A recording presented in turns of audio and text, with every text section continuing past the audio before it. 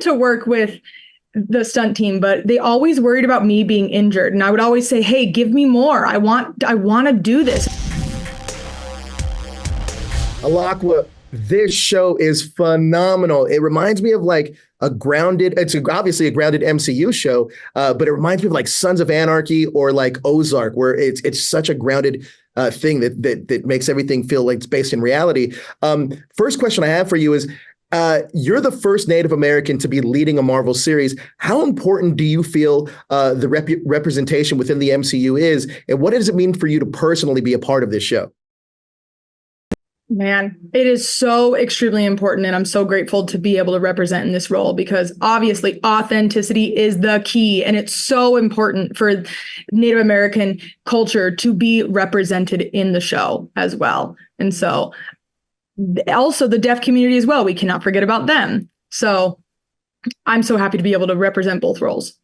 Speaking of authenticity, how did you work with the Choctaw Nation to bring that authenticity and to tell Maya's story respectfully? I remember we partnered with the Choctaw Nation to make sure that everything that we were representing was accurate to the nation, because we have so many different tribes and different cultures, and they have their own traditions as well. And people think they're all similar, but they're actually not. Every tribe has their own traditions, and Marvel was able to connect us with somebody from the Choctaw Nation and show us their traditions and their culture as well. And so the first day of filming, we've had somebody on set. I remember when we came. I remember our first day of filming, they brought the Choctaw Nation to honor our opening and have as an opening ceremony. I can't remember what it was called, but we had a opening ceremony in honor of the show. And it was so beautiful to see that culture there and have them join us. That is absolutely incredible. I want to talk about Maya's relationship with Wilson Fisk a little bit, because there's this, she looks at him as a father figure, but it's definitely more of a manipulative father figure where he's taught her, violence and all this sort of dastardly things. Can you talk about how their relationship is explored this season in Echo? So starting with Maya's father, he died, of course, and Fisk takes her in as his caregiver, and he cares for her. And then it's kind of crazy how Kingpin teaches her the violent lifestyle that she lives, and all these lies and betrayal happens and all these bad things happen.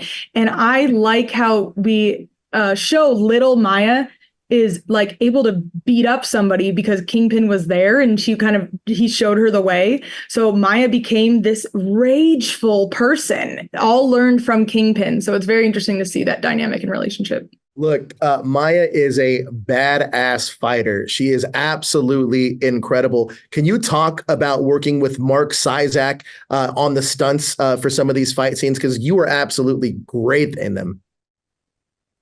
Oh, man, I loved working with Mark. Yeah, it was fun to work with the stunt team, but they always worried about me being injured. And I would always say, hey, give me more. I want to do this. And they would say, no, we don't want to hurt you. We're not going to go full force, because we don't want to stop production and waste money and put everybody on a hold. And I totally understood that you didn't want me to get hurt, but it was so great working with them and learning the choreography. And, that was the biggest challenge, but it was fun. Incredible. Can you talk about Maya's perception of family and how that goes from selfish to selfless throughout the course of the series?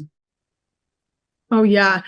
That transition, of course, Maya has always been very tight-lipped around her uncle because he is the villain and he taught her don't say anything to other people and don't trust anybody else. And so she's always been so closeted to other people. And now when she gets to Oklahoma, she tries to reconnect with her blood-related family.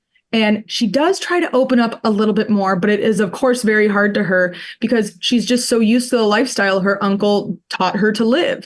And she was taught to live this way. And so she's finding it difficult to open up and come a little bit on the better side. But she's still a complicated person. So it's an interesting dynamic to see her change from that to this. Well, Alaqua, you are incredible in Echo. I love this series. It is so good. I love the grounded elements of this. Thank you so much for your time. I really appreciate it. Oh, thank you so much. Have a great day.